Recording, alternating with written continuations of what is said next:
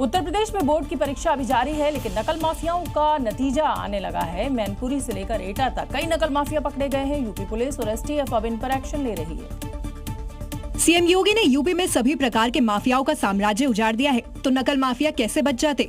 उनका भी इलाज होना शुरू हो गया है। इसका सबूत है ये 3 शहरों की तस्वीरें, जहां नकल कराने वालों को योगी फोर्स ने दबोच लिया है। एसटीएफ ने मैनपुरी में छापेमारी करके सामूहिक नकल पकड़ी। मौके से 6 सॉल्वर को गिरफ्तार किया है। ये सब स्कूल के पीछे कॉपियां लिख रहे थे। चंदौसी में परीक्षा केंद्रों के औचक निरीक्षण करने पहुंची शिक्षा मंत्री गुलाब देवी ने नकल माफिया को सख्त चेतावनी दी है। ये डंडे वाली सरकार है योगी जी की। अगर कोई नकल करेगा तो आजीवन कारावास होगा, एनएसए लगेगी और जेल में रहेगा। सीएम योगी तो पहले ही नकल माफियाओं पर स्ट्राइक करने की बात कह चुके हैं। जैसे माफिया की कमर तोड़ी गई है, नकल माफिया की कमर को भी वहां बैठ करके ऐसे तोड़ना है। उत्तर प्रदेश के शाहजहांपुर में होली से 10 दिन पहले ही शहर का माहौल बदल गया है। किसी भी तरह के उन्माद से बचने के लिए प्रशासन ने यहाँ तैयारी पूरी कर ली है, ताकि होली के रंग में किसी भी तरह का भंग ना पड़े और शाहजहांपुर की मशहूर जूते मार होली आराम से खेली जा सके। देखिए, यहाँ 60 से ज्यादा मस्जिदों और मज़ारों को तिरपाल से ढक दिया गया है।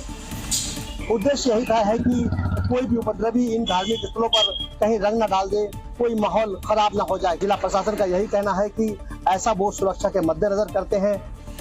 संवेदनशीलता को देखते हुए प्रशासन ने मस्जिदों को तिरपाल से कवर किया है और ड्रोन से निगरानी की जा रही है। प्रशासनिक अधिकारियों के मुताबिक मुस्लिम धर्म गुरुओं के साथ पीस मीटिंग कर सहमति ली गई है। हालांकि रमजान के महीने में ऐसा किया गया है क्योंकि इन मस्जिदों में रोजाना नमाज पढ़ी जाती है। वहीं प्रशासन का दावा है कि सभी धार्मिक स्थल सुरक्षित हैं और शाहजहांपुर में होली का त्योहार शांतिपूर्ण तरीके से मनाया जाएगा। और इस समय की बड़ी खबर आपको बता दें, ग्रेटर नोएडा में मिलावट के खिलाफ एक्शन लिया गया है। ग्रेटर नोएडा में 200 किलो नकली पनीर जब्त है। कई जगहों से खोए के सैंपल्स भी लिए गए हैं। त्योहार से पहले इस तरीके की जो मिलावट है, ये कहीं ना कहीं देखिए कितनी चिंताजनक है। नोएडा में मिलावट का ये बड़ा खेल चल रहा था। त्योहारों से पहले एक बार फिर मिलावटखोर एक्टिव हैं, तो खाद्य विभाग भी कम एक्शन में नहीं है। आज फिर अयोध्या से लेकर कानपुर तक प्रशासन ने ताबड़तोड़ छापेमारी की और लाखों रुपए का मिलावटी खाने का सामान जब्त किया है।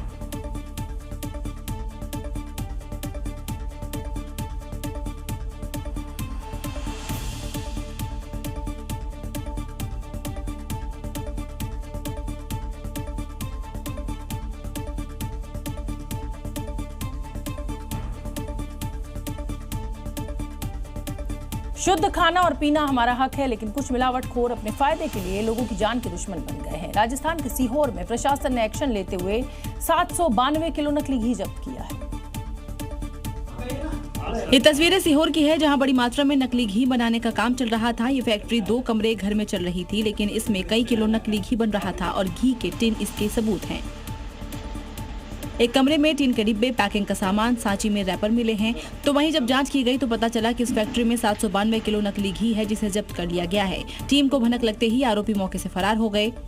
व्यक्ति मौके पे था नहीं और उसको बुलाने का प्रयास किया जा रहा है, वो अभी तक आया नहीं है जी। तो जैसे भी स्थिति बनेगी, अगर नहीं आता है तो फिर जो आगामी कार्रवाई होगी। इस कार्रवाई के बाद कई गंभीर सवाल खड़े हो गए हैं। ये गोरखधंधा कब से चल रहा था, नकली रैपर कहां से आते थे और इसके पीछे कौन लोग शामिल है? प्रशासन अब पूरे नेटवर्क और सप्लाई चेन की गहराई से जांच में जुट गया है। छत्तीसगढ़ के बेमेतरा में फर्जी आईएएस अधिकारी बनकर ठगी करने वाले युवक को पुलिस ने गिरफ्तार कर लिया है। आरोपी पिछले कई महीनों से जिले में सक्रिय रहकर लोगों को अपना शिकार बना रहा था। जानकारी के मुताबिक आरोपी का नाम रोहित है, जो मूल रूप से यूपी का रहने वाला है। आरोपी पिछले 1 साल से यहाँ किराए के मकान में रह रहा था। साथ ही कई मेडल भी घर में सजा रखा था, ताकि उस पर किसी को कोई शक न हो।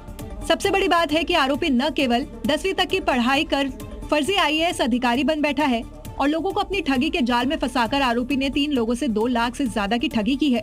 मामले की गंभीरता को देखते हुए विशेष टीम गठित कर कार्रवाई की जा रही है। साथ ही आरोपी से पुलिस पूछताछ कर रही है। सोचिए जरा, जिस यूपीएससी की परीक्षा को निकालने के लिए स्टूडेंट दिन रात मेहनत करते हैं, वहीं 10वीं पास या आरोपी पिछले 1 साल से लोगों को बेवकूफ बनाकर उन्हें झांसा देकर उनसे ठगी करता रहा और पुलिस प्रशासन बेखबर रही।